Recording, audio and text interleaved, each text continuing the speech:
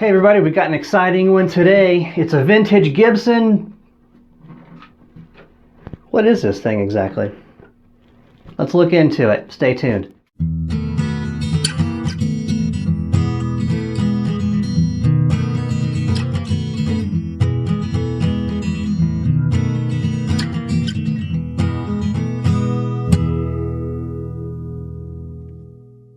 Hey everybody, welcome into today's video. We got a pretty exciting one here. I am Ryan Mazzocco of Mazzocco Guitars, and once again I am recording here in the Palin Music Repair Studio at 1202 South Range Line in Joplin, Missouri. So yeah, this is an interesting one here. This is a Gibson MK or Mark 53. This was the MK series. This particular one, the 53, is done with a spruce top with maple back and sides. I'm not sure if you can see the flame there in that angle, but it's there. It's not real strong flame, more so in the sides. It has a 3-piece laminated neck with some pretty wide pieces here. You can see here's 1, 2, and 3. 3 pieces of maple glued up together to make this neck. And then, what's that? There's a rattle around inside there. We'll get to that later. But as far as the guitar itself, what is the Mark series? These were a series of guitars that were made from 1976 through 1978. So just those 3 years, 76, 77, and 78, there weren't a ton of these made. So there's really not very many of these out there, which I consider myself a little bit fortunate now to have been able to see 2 of these just within the last year or 2. So I was not really familiar with these before I saw the last one. So when the customer opened up the case, I knew exactly what I was looking at, because there are a few features of this guitar that are pretty specific to this series. One of which being the headstock design. It's not a normal Gibson headstock design. And then also the bridge shape. That's a shape that I've never seen it on any other style of Gibson guitar. What this is actually a Kasha style bridge, and on the inside is the Kasha style bracing. So it's not a traditional X brace. Instead, it's a different style altogether. The idea was they were trying to disperse the energy in a different way to get the most potential out of the soundboard as possible. Kasha was a scientist, not particularly a guitar builder, but the theories that he was using along with guitar builders, including Richard Schneider from Gibson, they came up with this design. And commercially, it was not a big success. That's why you don't see very many of these. They didn't make very many, they didn't sell very many, and there's not a lot of them floating around out there.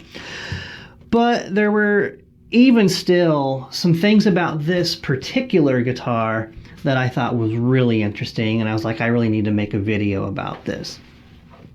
If you look inside the sound hole, so you see here it says test guitar for M. Kasha and B. Bolin.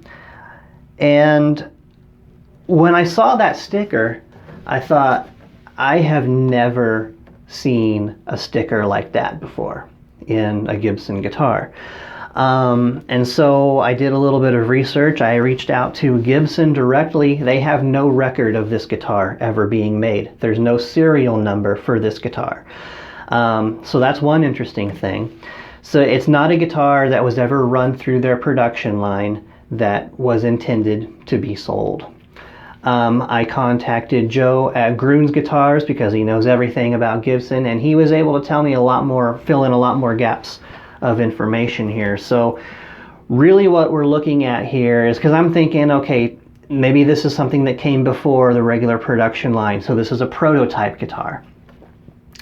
Now, it turns out, from what Joe told me, this it's exactly what the sticker says. This is a test guitar. Now, what does test guitar mean? In the Gibson factory, the way they ran things was when they had a new concept or a new design. First, they would make a test guitar, and then that test guitar would then go to the full production line for a run of prototypes.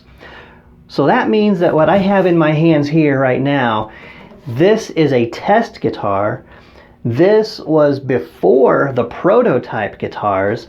This guitar was never intended to ever leave the factory as far as to be sold in a store or anywhere. This was never intended to see the light of day on the market. Yet here it is. So I asked the owner, because I really wanted to know, how did he come about having this guitar? And the story I got was that it's been quite a while. I don't know exactly how long ago, but back when he started playing, he bought this guitar in his hometown of Iola, Kansas.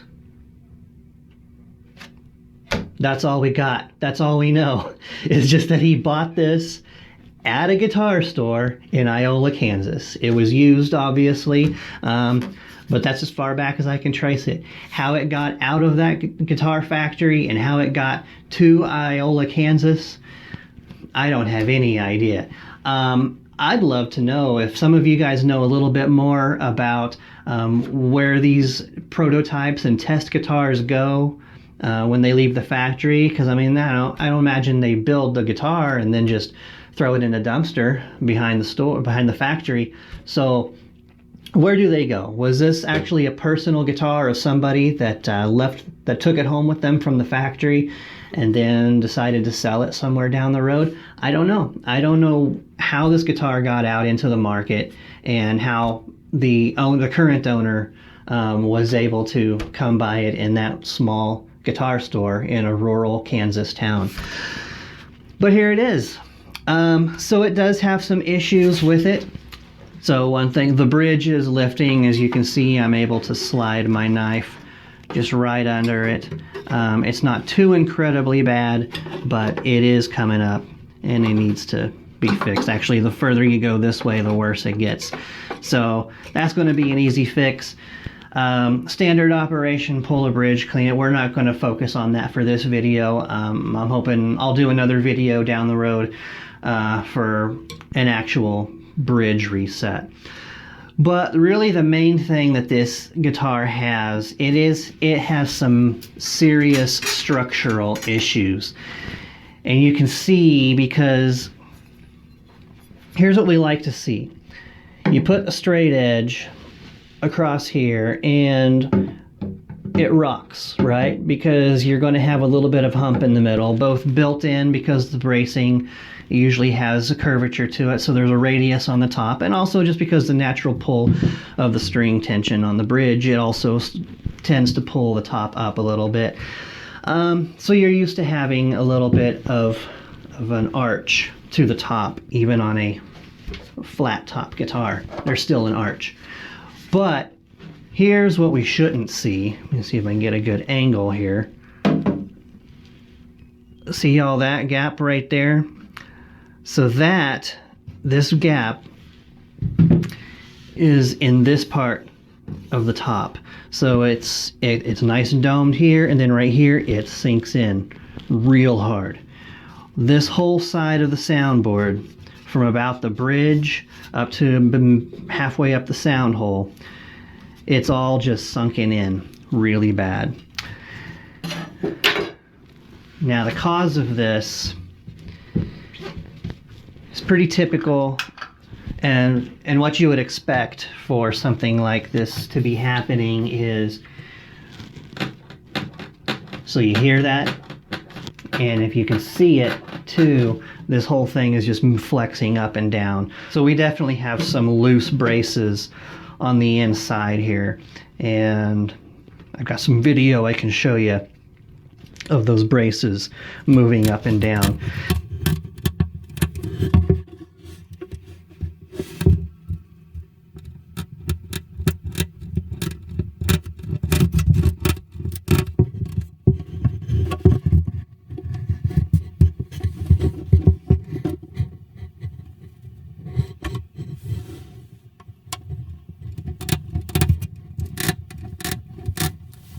So we've got at least a brace here and back here that is loose, as well as some of the other smaller braces right underneath the bridge, it looks like, are loose. And also the sound hole patch, it looks like it's come loose just a little bit too right here. The owner of this guitar said that some work has been done on it before to try to fix this problem. He said that he took it to a guy he knows that works on guitars. And so what he did was he took a hot, wet rag and put it on the inside and clamped it to the soundboard and clamped it all flat. And said that it took the dip out of it and it was all flat. And then he put strings back on it and the whole thing caved in again. I'm not exactly sure what he was trying to do with that method. And so, you know, the heat and the clamping pressure, I'm sure, did temporarily flatten this out, but it doesn't address the issue that this guitar actually has, and that is loose bracing. So that is the number one thing with this guitar right now that needs to be addressed. So what I'm going to do is I'm going to take a little break from the camera and I'm going to remove the bridge, and then once we get to that point, then we'll get started on repairing the braces inside. So it's just going to be a real quick shutter snap for you, but it might be a few hours before I get back to you, but I'll see you on the other side. Okay, and we're back at it. It's actually been a few days since I last was here working on this, but we're back at it now. As you can see, I was able to get the bridge off. It came off. It's not the easiest bridge I've ever done, but it did come off quite painlessly. And so anyway, I've got that all ready, and now we need to, let me turn on the light here. And so now we're ready to start working on the insides. One thing you notice here is it has this ring right here. Instead of a traditional rosette, it actually has this ring mounted on the sound hole. And this is a plastic ring with some wood grain etched into it, and so it's kind of just for a decorative thing here, but it's kind of in the way right now. And you know, I'm just not exactly sure exactly how to go about removing this, because it's kind of in my way and I need to get inside there, but I'm just not, I've never taken one of these out before, so I don't know if I should, or maybe with a chisel I could just chisel it off, or maybe plane it off. I don't know, maybe cut through it and then take it up. I gotta admit, I've never done this before, taken one of these out, and I'm really stumped. I just don't know how to proceed. So I guess we'll just try something. Okay, there we go. Yeah, all right, that was a joke with a big build-up and not much payoff. So it's just a plastic ring that goes around there, and it's already come off. I didn't take it off at all. Now, the owner of this guitar actually prefers to play it without this ring in, so this is how they normally have it, because he uses a sound hole pickup that the way it's designed doesn't work with this in there. I don't know if this at some time just fell out and he decided to just go with it, or if he actually took it out on purpose. But in any event, it's not attached. It's actually broken right here. So it could be why, part of why it fell out. But anyway, we're not really going to worry about this too much, because the owner of this guitar doesn't really want it in there for most of his practical purposes. So moving right along, let's go to the inside of the guitar. So we do have a couple of loose braces, one here, and then there's one right here, and then also a couple of small braces that go in between them are loose. This one that goes, it goes all the way. Now this is not ladder bracing. This is the Kasha style bracing. This inside here, everything about it is asymmetrical. All the way down to the bridge design. The idea here is to have more of the weight and more of the energy transfer here, have it lighter over here on the treble side. And it was all in an attempt to try to really finely tune the tone of the guitar. And I've actually talked to some people about these who said that some of the early models of these, even before this one, like the ones that Kasha actually was hands-on in designing, they actually fine-tuned each one of these guitars specifically, and so they were able to get some really, really great sounds out of these guitars.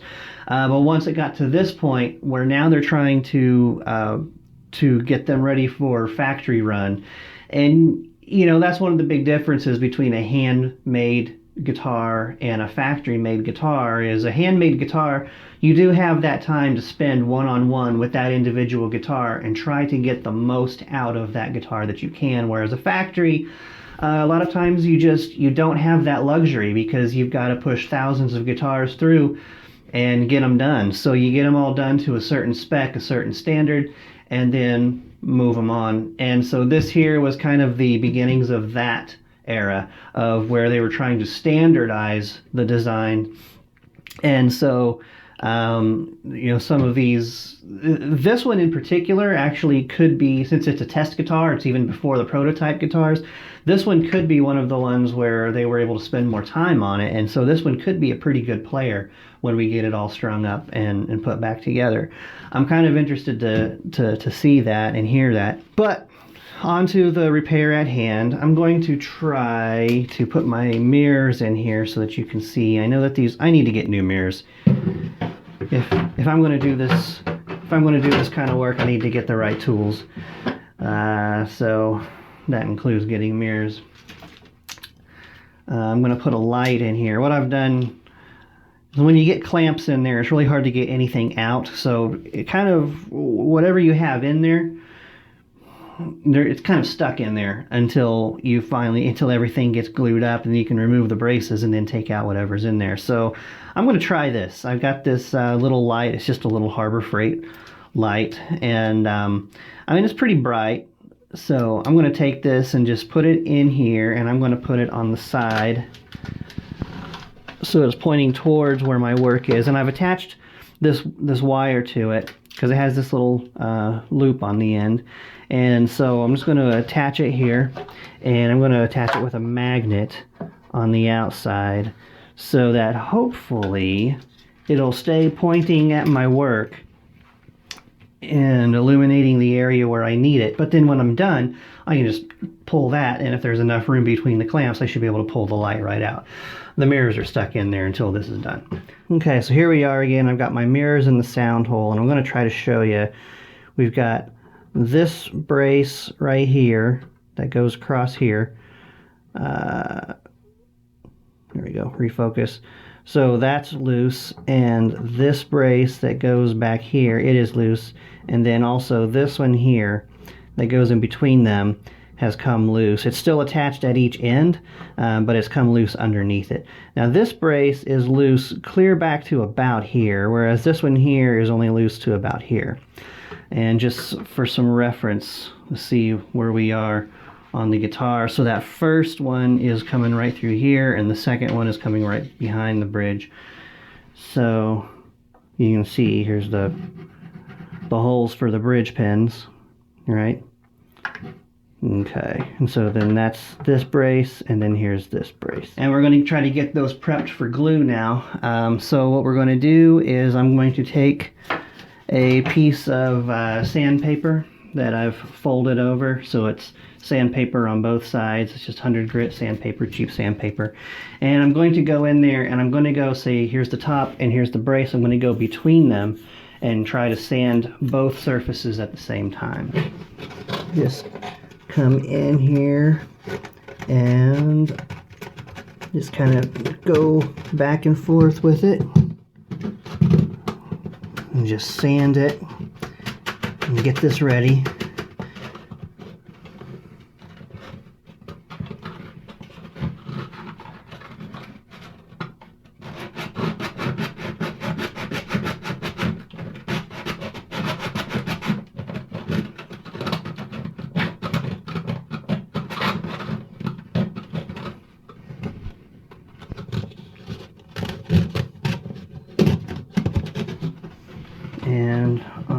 brace as well.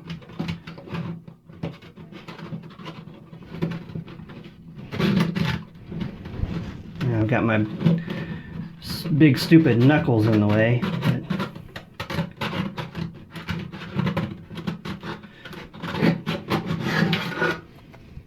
Okay. Now let's go to the back brace. Try to get it cleaned up a little.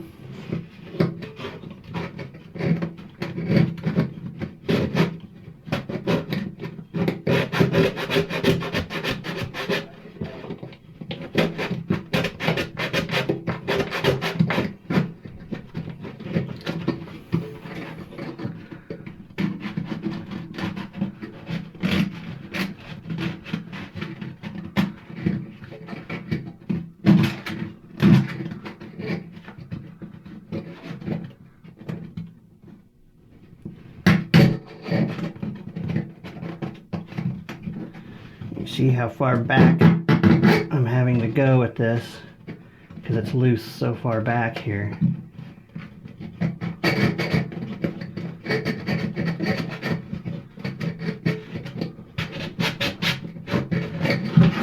Okay, so now I've got my light positioned, I've got my mirrors in place and my camera inside so that you can see, hopefully. Alright, so what we're going to do, this brace right here needs to be glued, and this brace back here needs to be glued, as well as this one here that goes in between them. So what I'm going to do is I'm going to use a pipette that I've filled with some glue, and I'm going to use that to squeeze it up there inside the joint, and then I'll kind of work it in with the paintbrush like I like to do. So this is going to be messy. So here we go. I'm going to start with this brace back here, actually.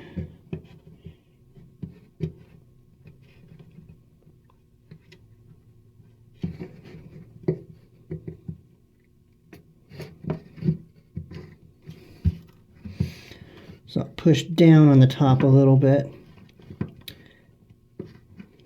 to help work in.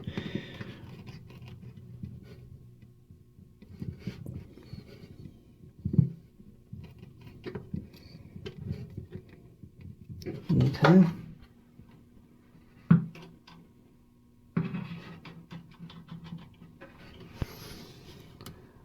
Sometimes it's really hard to get this paintbrush inside there. Should maybe get a shorter one.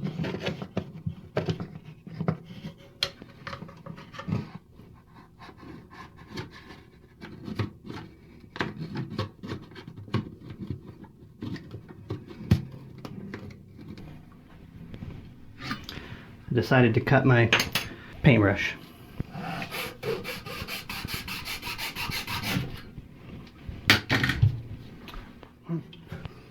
Okay, so that makes it much easier to get here in these spots.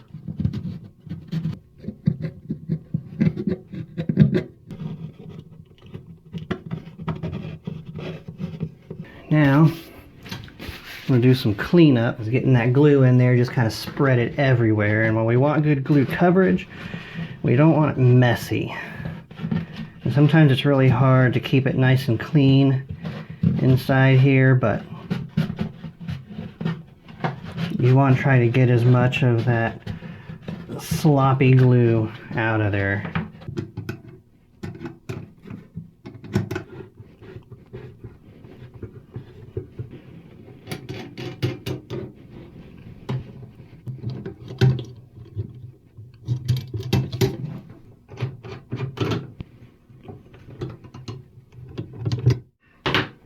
And so now we'll just let that set up, and then we'll be ready to, there's some other things in here. Remember at the beginning we heard that rattle that was going on there.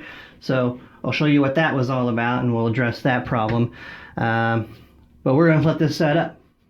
Okay, so we're back. I have removed all of the clamps, and the braces are glued in. They look really good and solid now. There's no rattle, there's no give. I say there's no rattle, except well, there's that rattle. So I've been kind of teasing about that. Let's go ahead and get to that now. So here's what we've got going on, is there are actually some pieces of bracing in here that have come loose completely, and they're just rattling around inside. And so what they are, see if I can get one here. All right, so what they are these little feet, like these little cleats. And what they do is they go up against, say if this is a brace, my finger's the brace, and this is the side of the guitar, it just goes right up against the bottom of the brace, and it kind of works as a way to couple the brace with the side and everything. So kind of almost like a little corbel inside there is what's going on. So let me get the other camera inside here and I'll show you exactly what those are. Alright, so here we are, we're inside the guitar. This is one of the braces that goes just right by the sound hole, and then over here where it meets the side, you can see there's this little foot brace over here, like a corbel, where it just kind of, they cut out the kerfing in that spot, and then it's glued right up against the bottom of the brace and then over against the side. So the first thing I need to do is I need to clean up the glue edge. So I'll just sand that lightly and get it back down to clean bare wood. I've got my mirrors and my light in here so that I can see what I'm doing. And it looks like I've got that just about lined up so that you can even see in there. I didn't even mean to do that, but here we go. Okay, so I'm going to kind of just press fit it in there for right now. You just hold it in place and then wiggle it around just a little bit, kind of get that glue spread, maybe get some air circulation, and then that creates what's called a rub joint. Clamping is always best, but sometimes you just don't have any practical way of really getting a clamp in somewhere. So we'll let that set up, and then that corbel cleat, that's what I'm going to call it, that little corbel cleat, it'll be set up just fine. Alright, now I'm going to let those set up, and then I'm going to come back and I'm going to glue the bridge back on and get the whole thing set back up. So probably the next time you see is we'll be getting this thing strung up and seeing how she plays again. Alright, so here we are, we're back. We've got everything all put back together, set up, strung up, adjustments made. A couple of things that I noticed too while I was off camera I thought I'd make mention of real quick here. This does need to have some new tuners put on. It looks like at some point the original tuners were replaced. You can still see the footprint where it has, like, you know, just those original Gibson style tuners, and it was replaced with these really cheap economy tuners, and I don't know how long they've been on there, but they're definitely starting to fall apart, having some problems there. We added a couple of strap buttons on here because that's what the owner wanted, so we put those on there. Again, this rosette ring, it just sits in here, we can just pull it right out, but just kind of put it in there right now just for posterity, but the owner of this guitar prefers it to be out so he can put in his sound hole pickup that he uses. So now I guess it's time to just start playing and just see what we think here. So